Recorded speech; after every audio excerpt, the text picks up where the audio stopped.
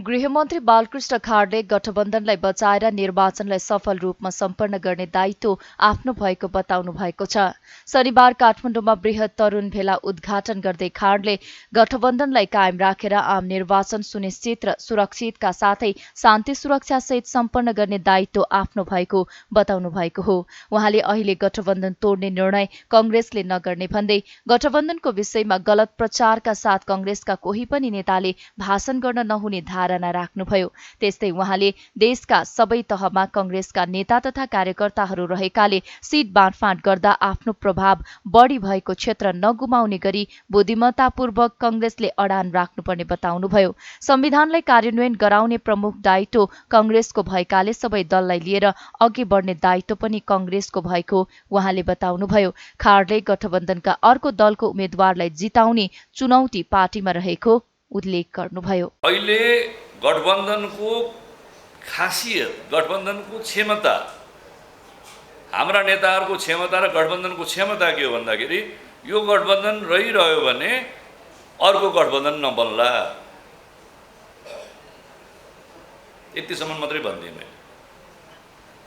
केन्द्रीय समितिमा त मैले डिटेलमै भनिदिएको थिएँ। यदि यो गठबन्धन बचाउन सकिएन भने अर्को गठबन्धन रोक्न सकिँदैन। त्यसपछिको निर्वाचन आकलनको हिसाब गर्नुहोला। त्यस्तो बेलामा कति हुन्छ सिट, हैन? त्यहाँले तर गठबन्धनको मूल पार्टी नेपाली कांग्रेस हो। नेपाली कांग्रेसको 77 जिल्लामै संगठन छ। सबै पालिकाहरू, सबै वडामा कांग्रेसका कार्यकर्ता साथीहरू हुनुहुन्छ, दिदीबहिनी दाजुभाइ हुनुहुन्छ, मतदाताहरू हुनुहुन्छ। 165 र 330 निर्वाचन क्षेत्रमा नेपाली कांग्रेसको प्रभाव छ। त्यहाँ नेपाली कांग्रेसले कांग्रेसको हिस्सामा उम्मेदवारी सुनिश्चित गर्दाखेरि कुन ठाउँमा गर्ने, त्यसमा बुद्धिमत्तापूर्ण रूपमै होस्। हामीहरूले त्यसमा बडो बुद्धिमत्तापूर्णै रूपमा चाहिँ आफ्नो अडान राख्नुपर्दछ भन्ने पनि म आग्रह गर्न चाहन्छु। तपाईँहरूको कुरासँग मेरो यहाँ कुरा मिल्छ। तर गठबन्धन तोडेर हेरौँ भनेर भन्नुहुन्छ भने नेपाली कांग्रेसको केन्द्रीय समितिले गठबन्धन अहिले तोड्दैन। नेपाली कांग्रेसका केन्द्रीय सदस्य साथीहरूले यसरी पार्टीका तरुण साथीहरूलाई बोलाउने र मिसलिड गर्ने खालको भाषण गरिदिनु हुँदैन। तपाईहरुलाई जे हो त्यही भनिदिनुपर्छ। यथार्थ जे हो त्यही भन्नुपर्दछ। अहिले नेपाली कांग्रेसको भूमिका के हो? नेपाली कांग्रेसको एउटा केन्द्रीय समितिको सदस्य गठबन्धन सरकारको गृहमन्त्री भएको कारणले यो गठबन्धनलाई बचाएर आम निर्वाचन सुनिश्चित र सुरक्षित गर्ने, यो निर्वाचनमा शान्ति सुरक्षा प्रदान गर्ने, निर्वाचन निष्पक्ष स्वतन्त्र र भय रूपमा सम्पन्न गर्ने दायित्व मेरो हो। त्यो म पुरा गर्नेछु। यहाँ चाहिँ नि टोपी चाहिँ नि मैले लगाएको छैन। नभए तरुण दलको ड्रेसको हिसाबले म मात्रै तरुण रहेछु कि। यो तरुण दलको जुन मेरो यो संविधानलाई कार्यान्वयन गर्ने क्रममा, लागू गर्ने क्रममा यसको अगुवाई गर्ने जिम्मेवारी पनि नेपाली कांग्रेसकै हो। त्यहाँ नेपाली कांग्रेसले सबै राजनीतिक दलहरूलाई समेटेर अगाडि बढ्नुपर्ने अहिले मुलुकको एउटा विशिष्ट अवस्था छ। यो कुरालाई हामीले बिर्सनु हुँदैन। त्यहाँले अहिले नेपाली कांग्रेसका आफ्ना उम्मेदवारलाई पनि जिताउनु परेको छ। नेपाली कांग्रेससँग गठबन्धन गर्ने अन्य दलका उम्मेदवारलाई पनि जिताउनु परेको छ। निर्वाचनमा आफ्ना उम्मेदवारलाई जिताउनु धेरै नै चुनौतीपूर्ण काम हो। विजय गराउनु धेरै नै चुनौतीपूर्ण काम हो। यो चुनौतीपूर्ण काम पनि हामीले पूरा गर्नु परेको छ। झनै अर्को पार्टीको उम्मेदवार आयो भने त्यो पार्टीलाई पनि आफ्नै गठबन्धन, आफ्नै पार्टीको उम्मेदवार मानेर जिताउनु पनि ठुलो चुनौती छ। अहिले हाम्रा गठबन्धनका नेताहरूको भनाइ के छ भने ठ्याक्कै त्यो यहाँ मिलेको छ मञ्चमा बस्ने नेताहरूसँग। गठबन्धन त गर्ने, गठबन्धन गरेर सरकार चलाउनु त यति गाह्रो छ। गठबन्धन गरेर एउटा पार्टीका मतदाताहरूलाई अर्को पार्टीमा मत हाल्न त झनै गाह्रो छ नि। यो भोट कसरी ट्रान्सफर गर्ने होला? त्यो चुनौतीपूर्ण काम हामीले कसरी पुरा गर्ने होला भनेर हरेक गठबन्धनका नेताहरूले मलाई नै सोधिरहेको हुन्छ के। मैले पनि नआत्तिनुहोस्, गठबन्धनमै बस्नुहोस्, अब हामी लडेका ठाउँमा तपाईँहरूले भोट हाल्नुहोस्, तपाईँहरू लडेका ठाउँमा हामीले भोट हाल्छौँ, हामी हाम्रो कार्यकर्तालाई प्रशिक्षित गर्छौँ। उहाँले भोट ट्रान्सफर जस्तो चुनौतीपूर्ण काम गठबन्धनका अन्य दललाई पनि रहेकाले यसलाई सफलतापूर्वक सम्पन्न गर्ने उल्लेख गर्नुभयो।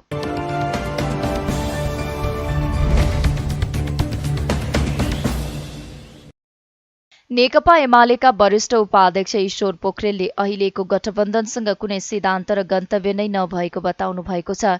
एमाले मोरङ काठमाडौँ सम्पर्क मञ्चले शनिबार काठमाडौँमा आयोजना गरेको कार्यक्रममा पोखरेलले गठबन्धन एमालेको विरोध गर्न मात्रै भएको र यसको कुनै सिद्धान्त र गन्तव्य नभएको बताउनु भएको हो। उहाँले आगामी निर्वाचनमा गठबन्धनको सबै षड्यन्त्रलाई चिर्दै एमालेले बहुमत ल्याउने दावी समेत गर्नुभयो। अहिलेको तथ्यले प्रतिनिधि सभा र प्रदेशसभामा बहुमत ल्याउने देखिएको उहाँको भनाइ छ। त्यस्तै पोखरेलले अहिले आवश्यकता अनुसार केही स्थानमा केही दलहरूसँग चुनावी तालमेल हुन सक्ने तर गठबन्धन नै बनाएर अघि नबढ्ने धारणा राख्नुभयो। पोखरेलले नेपालको स्वाभिमानमाथि कसैले गलत नजर लगाउन नसक्ने कुरा एमालेले नै स्थापित गरेको जिकिर गर्नुभयो। गठबन्धनले त्यस रूपमा बुझ्नुहोस्, न सिद्धान्त, न विचार, न दृष्टिकोण, न कार्यक्रम, न कुनै गन्तव्य। यो एमाले विरोधी अपराधीहरूको षड्यन्त्रपूर्ण डफा हो। यो एकदम षड्यन्त्रकारीहरूको डफा हो। एमालेको विरोधमा केन्द्रित भएर निर्माण भएको यो गठबन्धन हो। त्यसको म तपाईहरुलाई भन्न चाहन्छु, छलफल गर्न चाहन्छु, त्यसको दृष्टिकोण के हो, त्यसको सिद्धान्त के हो, गठबन्धनको त्यसको सिद्धान्त के हो, दृष्टिकोण के हो, कार्यक्रम के हो, त्यसको गन्तव्य के हो? नथिङ। त्यसको एउटै चिज, एमालेलाई सिद्ध्याउनु। एमालेलाई सिद्ध्याउनु त्यसको मुख्य उद्देश्य हो। तपाई रुख चिन्ह बोक्नेहरू हँसी हतौडाको घेरा लगाएको हँसी हतौडा भोट हाल्ने रे, अनि हँसी हतौडावालाले रुखमा भोट हाल्ने रे। दलीय प्रणालीमा त्यो निर्वाचन भनेको विचारको आधारमा, सिद्धान्तको आधारमा, दृष्टिकोणको आधारमा हुन्छ। यो गठबन्धन के को लागि त भन्दा एमालेको विरोधको लागि हो। केवल एमालेलाई विरोध गर्नको लागि कायम गरिएको यो गठबन्धन, मैले अघि भने, कुनै सिद्धान्त छैन, कुनै विचार छैन, कुनै कार्यक्रम छैन, कुनै गन्तव्य छैन। यस किसिमको गठबन्धन अर्कोतिर छ। र अब हाम्रो साथीहरूले गठबन्धनको मनोवैज्ञानिक जो त्रास थियो नि, त्यो गठबन्धनको मनोवैज्ञानिक त्रास अब टुटिसकेको छ। गठबन्धनवालाहरूको दुर्दशा देख्दै हुनुहुन्छ तपाईहरु। दुर्दशा पर्खनु मात्रै पर्छ। त्यसको दुर्दशा देख्न हामीले धेर समय कुर्नु पर्दैन। म कमरेडहरूलाई भन्न चाहन्छु, अबको निर्वाचन, मङ्सिर 4 गतेको निर्वाचनमा एमाले कसरी जान्छ त? एमाले अब हिजो स्थानीय तहको निर्वाचनमा देखिएका कमी कमजोरीका कुराहरू छन् भने ती कमी कमजोरीका कुरालाई सच्याएर अगाडि बढ्छ। अब हामी, मैले अघि भने, उम्मेदवारीको सम्बन्धमा देखा परेका हिजोका केही अलिअलि टाटेपाटे कुराहरू, त्यो टाटेपाटे कुरा रहन दिन्नौँ हामी। म एमालेको वरिष्ठ उपाध्यक्ष तपाईँहरूसित भन्दैछु, यो निर्वाचनमा हामी त्यस किसिमका कमजोरी हुन दिन्नौँ। प्रतिनिधि सभामा होस् वा प्रदेश सभामा होस्, यसमा बुझ्नुपर्ने कुरा के छ भने टिकट त्यसले पाउनुपर्छ जसले चुनाव जित्छ। टिकट त्यसले पाउनुपर्छ जो चुनाव जितेर पनि टिक्छ। कतिपय मान्छेहरू पुरानो हुनुहुन्छ, दुःख पाउनु भएको छ भन्यो, दुःख पाउनु त भएको छ नि, जित्नुहुन्न। जित्नु न पर्यो, जित्ने खालको मान्छे चाहियो। स्थानीय आवश्यकता अनुसार जुनसुकै सम्भव भएको शक्तिसित पनि तालमेल हुन सक्छ। यो केन्द्रीय तहको गठबन्धन फोहोर प्लास्टिकमा पोको पारेको पोको होइन। यो स्थानीय आवश्यकता अनुसार हामीहरू तालमेल हुन सक्छ। यस हिसाबले हामी जान्छौँ। कुन पार्टीसित कहाँ कुन पार्टी होला, कहीँ कुन पार्टी होला, यो तालमेल हुनसक्छ। स्थानीय आवश्यकता अनुसार क्लियर कुरा गरौँ न, पार्टीलाई फाइदा हुने हिसाबले हुन्छ। पार्टीलाई फाइदा हुने हिसाबले, चुनावमा जित गराउने हिसाबले कुन शक्तिसित कुन ठाउँमा तालमेल गराउँदा उचित हुन्छ त्यही कुरा हुन्छ। हो, हामी यसको तयारीमा पनि छौँ। त्यसकारणले म कमरेडहरूलाई भन्न चाहन्छु, एमाले हिजो भएका कमी कमजोरी के छन् ती कमी कमजोरीलाई सच्याएर अब हाम्रो सिङ्गै शक्ति कसरी परिचालित हुने त्यसको योजनाका साथ हामीहरू लागेका छौँ। गठबन्धनबाट मनोवैज्ञानिक रूपले त्रस्त हुनु पर्दैन। त्यो गठबन्धन, त्यो बेकारको गठबन्धन, कुहेको गठबन्धन हो, त्यसले केही लछारपाटो लाउँदैन। पोखरेलले यसअघि स्थानीय तहको निर्वाचनमा उम्मेद्वार चयन लगायतका विषयमा देखिएको कमी कमजोरीलाई यसपटक एमाले सुधार गरेर लैजाने धारणा राख्नुभयो।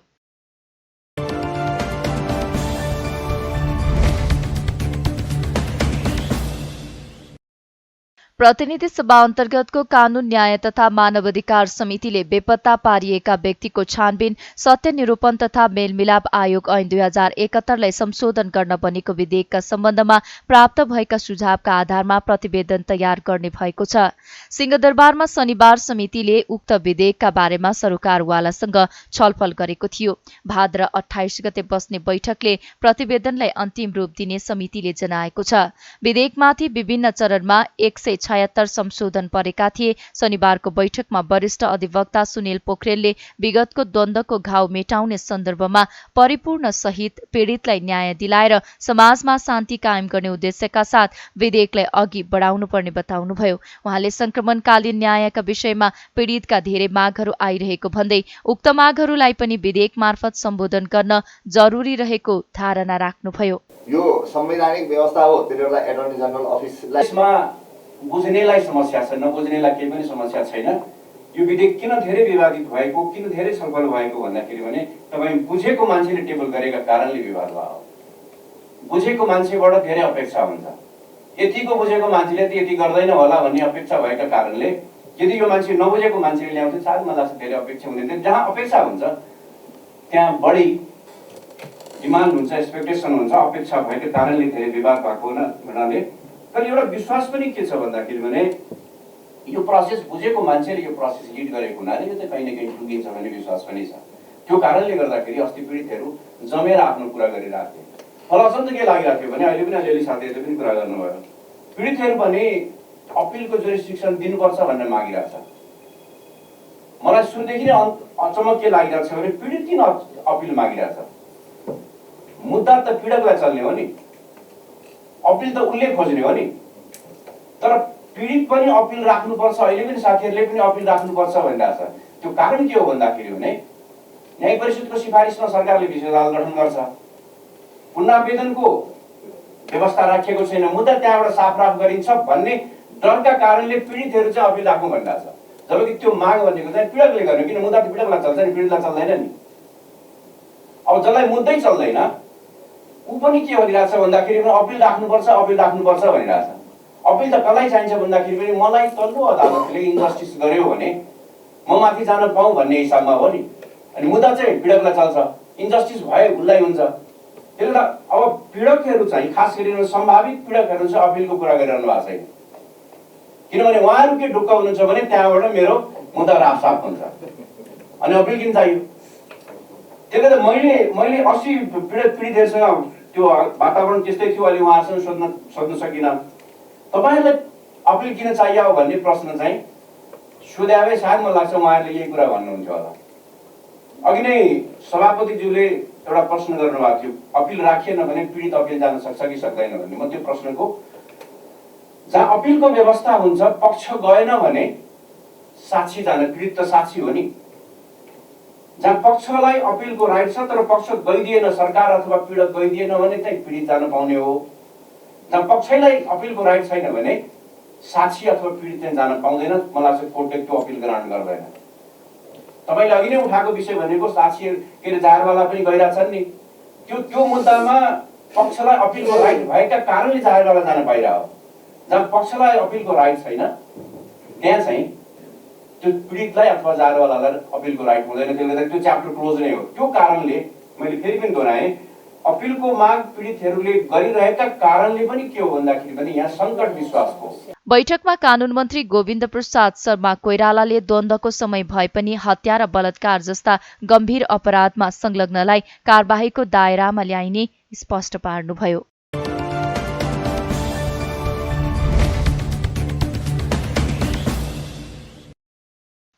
काठमाडौँको टंगालमा निर्माण गरिएको लिच्छवीकालीन मनमानेश्वरी मन्दिर परिसरमा रहेको पुनर्निर्मित सतल र पार्टीको उद्घाटन गरिएको छ।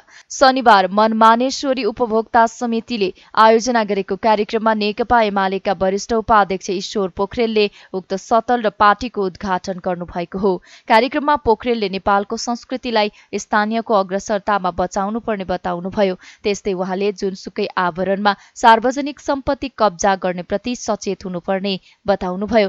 उहाँले अबको अवस्थामा गुण र दोषका पात्रको चयन गर्नुपर्ने धारणा राख्नुभयो। राजनीतिक पार्टीको टोपी लाउनेहरू पनि हुन सक्छन्, प्रहरी प्रशासनको शक्ति प्रयोग गर्नेहरू पनि हुन सक्छन्, सञ्चार क्षेत्रमा हैसियत बनाएका हौँ भन्नेहरूले पनि गर्न सक्छन्। यो चिज ख्याल गर्नु जरुरी छ। म यहाँहरूलाई आग्रह गर्न चाहन्छु, जुनसुकै क्षेत्रको होस् त्यो अतिक्रमण गर्नेहरू, सार्वजनिक सम्पत्ति कब्जा गर्न चाहनेहरूको विरुद्धमा सबै जनता एक भएर बोल्नुपर्ने आवश्यकता छ र अबको अवस्थामा हामीले गुण दोषको आधारमा ठिकलाई ठिक, बेठिकलाई बेठिक भन्ने एउटा संस्कार विकास गर्नुपर्नेछ। म खुलस्तै भन्न चाहन्छु, राम्रो ठाउँमा पनि कतिपय नराम्रा पात्रहरू पुगेका हुन सक्छन्, कोही नराम्रो ठाउँमा पनि राम्रा पात्रहरू पुगेका हुन सक्छन्। अब हाम्रो यो कामले राम्रो ठाउँमा राम्रा मान्छेहरू एक ठाउँमा जम्मा हुनुपर्ने जरुरी छ। नराम्रा मान्छेहरू झुकिएर राम्रो ठाउँमा पुगेका छन् भने तिनीहरूलाई विस्थापित गर्नुपर्ने जरुरी छ। त्यसकारणले हाम्रो अभियान राम्रो ठाउँमा राम्रा मान्छेहरू, नराम्रो ठाउँमा नराम्रा मान्छेहरू, यस हिसाबले अगाडि बढ्नुपर्ने जरुरी छ। मुलुकलाई अघि बढाउन राम्रा मान्छेहरू एक ठाउँमा आउनुपर्ने उहाँले बताउनुभयो।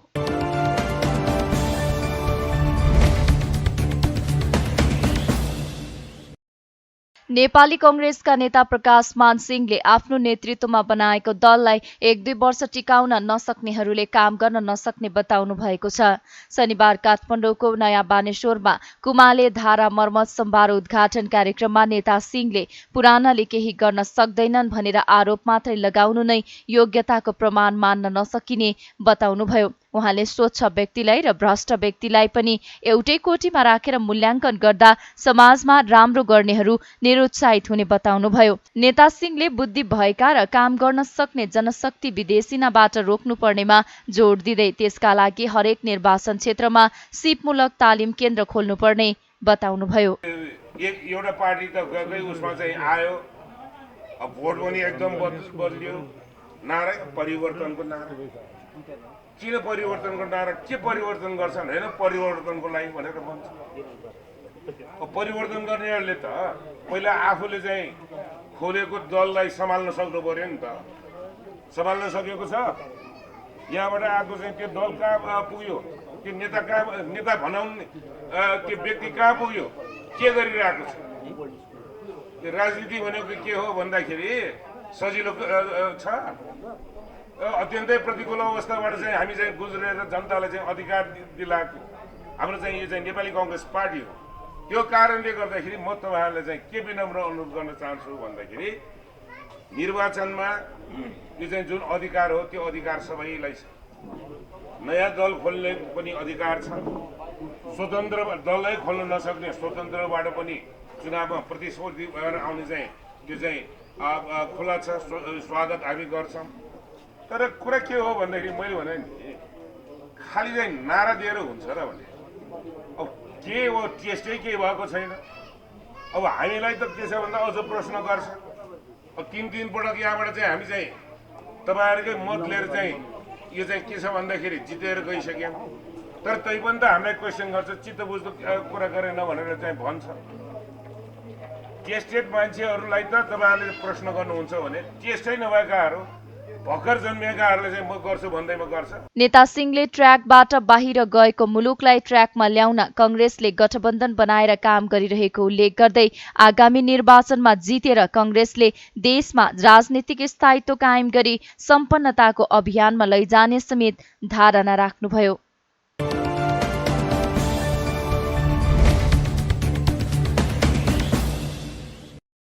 दार्चुलामा बाढी पहिरोका कारण 5 जनाको मृत्यु भएको छ। मृत्यु हुनेमा नौगाड गाउँपालिकाका 3 र महाकाली नगरपालिकाका 2 जना रहेका छन्। बाढी पहिरोमा परि 7 जना अझै बेपत्ता छन्। बेपत्ता सबै सदरमुकाम खलङ्गा स्थित महाकाली नगरपालिकाका रहेका छन्। सहायक प्रमुख जिल्ला अधिकारी हेमन्त साउदका अनुसार बाढी पहिरोमा मृत्यु हुनेमा महाकाली नगरपालिका 2 मुल्लाका 77 वर्षीय नन्दराम बोहरा र महाकाली 3 डुङ्ग्रीकी 35 वर्षीय मनमती कार्की तथा नौगाड गाउँपालिका 1 की 35 वर्षीय जानकी ठगुन्ना र 15 वर्षीय धनुली ठगुन्ना तथा नौगाड 2 का 45 वर्षीय मोहनराम पार्की रहेका छन्। पहिरोमा परि नौगाड 4 का रामसिंह ठगुन्ना, बिरा ठगुन्ना, फागुली ठगुन्ना र जयबहादुर ठगुन्ना घाइते भएका छन्। यसैबीच गृहमन्त्री बालकृष्ण खाँडले दार्चुलाका विभिन्न ठाउँमा आएको बाढी पहिरोमा परि घाइते भएका र प्रभावितलाई तत्काल उद्धार, उपचार र राहतको व्यवस्था मिलाउन गृह प्रशासनलाई निर्देशन दिनुभएको छ।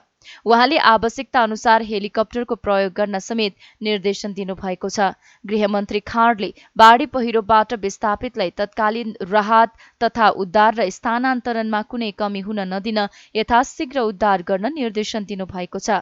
उहाँले सरकार नागरिकको जीवन रक्षाका लागि प्रतिबद्ध रहेको उल्लेख गर्दै त्यसका लागि कुनै कसर बाँकी नराख्न गृह प्रशासन र सुरक्षा निकायलाई निर्देशन दिनुभएको छ।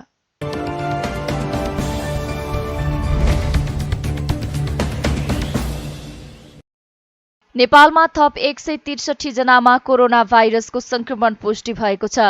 देशभर गरिएको 1718 पीसीआर परीक्षणका क्रममा 112 जना र 2028 एन्टिजेन परीक्षणका क्रममा 51 जनामा कोरोना संक्रमण पुष्टि भएको हो। कोरोनाका कारण शनिबार कसैको पनि मृत्यु नभएको स्वास्थ्य मन्त्रालयले जनाएको छ। त्यस्तै थप 130 जना निको भएका छन्। हाल नेपालमा 2430 सक्रिय संक्रमित आइसोलेसनमा रहेको मन्त्रालयले जनाएको छ।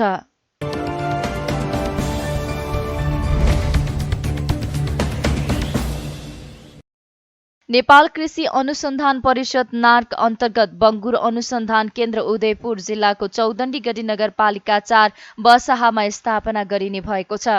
स्थानीय घर चौदण्डी गढी नगरपालिका 9 भीमा रहेका नेपाल कृषि अनुसन्धान परिषद नार्कका कर्मचारी प्रशासन महाशाखा प्रमुख बाबुराम पौडेलको समन्वय तथा चौदण्डी गढी नगरपालिकाका मेयर कालुमान लामाको विशेष पहलमा बंगुर अनुसन्धान केन्द्र उदयपुरको चौदण्डी गढी नगरपालिकामा स्थापना गरिने भएको हो।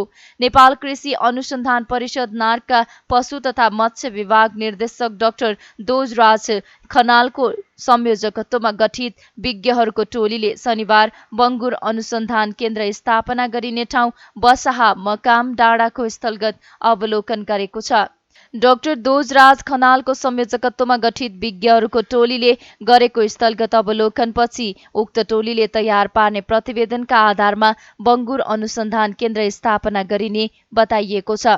अनुसन्धान केन्द्र स्थापना भएपछि त्यसबाट उन्नत जातका बंगुर उत्पादन हुने हुँदा उदयपुर जिल्लासँगै पूर्व क्षेत्रका बंगुर पालक किसानले प्रत्यक्ष रूपमा लाभ लिने अपेक्षा गरिएको बताइएको छ। चौदण्डी गढी नगरपालिकामा बंगुर अनुसन्धान केन्द्र स्थापना हुँदा स्थानीय स्तरमा रोजगारी पाउनुका साथै पूर्वाधारमा समेत विकास हुने बताइएको छ।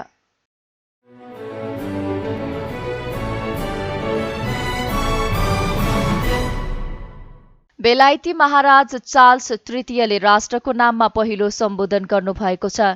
आफ्नी आमा महारानी एलिजाबेथ द्वितीयको निधनपछि राजा बनेका चार्ल्सले पहिलो पटक राष्ट्रको नाममा सम्बोधन गर्नुभएको हो। उहाँले आफ्नो परिवार र देशप्रति दिएको माया, समर्पण र लगनशीलताका साथ गरेको सेवाका लागि आमाप्रति कृतज्ञता व्यक्त गर्नुभयो। उहाँले आफ्नो परिवार आमाप्रति हृदयदेखि नै ऋणी रहेको पनि उल्लेख गर्नुभएको छ।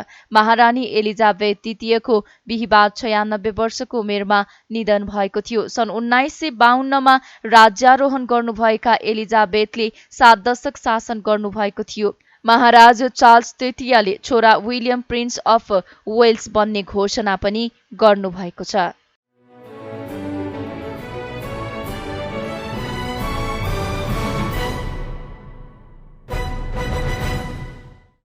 Franchise football Nepal super league NSL को नयाँ सम्झौता अन्तिम चरणमा पुगेको छ। अखिल नेपाल फुटबल संघ एन्फाले आफूसँग गरिएको पहिलो सम्झौता रद्द गर्दै एनएसएलसँग नयाँ ढंगले सम्झौता गर्ने निर्णय गरेको थियो। सोही अनुसार एन्फा र एनएसएल बीचको नयाँ सम्झौताको तयारी अन्तिम चरणमा पुगेको हो। नेपाली फुटबलको निकै महत्त्वकांक्षी परियोजना मानिएको एनएसएल एन्फामा नेतृत्व परिवर्तनसँगै अनिश्चित बनेको थियो। एन्फाले ए डिभिजनका 4 क्लबसँग छलफल गरेर एनएसएलसँगको सम्झौता रद्द गर्ने निर्णय गरेको थियो। तर चौतर्फी दबावपछि एन्फा आफ्नो पुरानो सम्झौता रद्द गरेर नयाँ सम्झौताका साथ प्रतियोगिता आयोजना गर्न सकारात्मक देखिएको हो। सोही अनुसार एन्फा बैठकबाट निर्णय समेत भइसकेको छ। पुरानो सम्झौताका कतिपय बुदामा क्लबहरूको गम्भीर असहमति र केही बुदामा प्रष्टता नदेखिएको कारण देखाउँदै एन्फाले एनएसएलसँग नयाँ सम्झौता गर्न चाहेको बताएको थियो। पछिल्लो समय नयाँ सम्झौताको समय अवधि र रोयल्टीको विषयमा एन्फा र एनएसएल बीच नोकझोक समेत चल्ने गरेको छ। सोही कारण नयाँ सम्झौतामा सहमति जुट्न सकेको थिएन। एन्फाले एनएसएल आयोजनाका लागि 4 वर्षको समय दिने र प्रति वर्ष 2 करोडका दरले रोयल्टी माग गरेको छ। एन्फाले फ्रेन्चाइज फुटबल एनएसएल आयोजनाका लागि असोज 23 देखि मङ्सिर 2 गतेसम्मको समय दिएको छ। नयाँ सम्झौतामा अहिलेसम्म सहमति जुट्न नसक्दा प्रतियोगिता निर्धारित मितिमै आयोजना हुने सम्भावना कम देखिएको हो।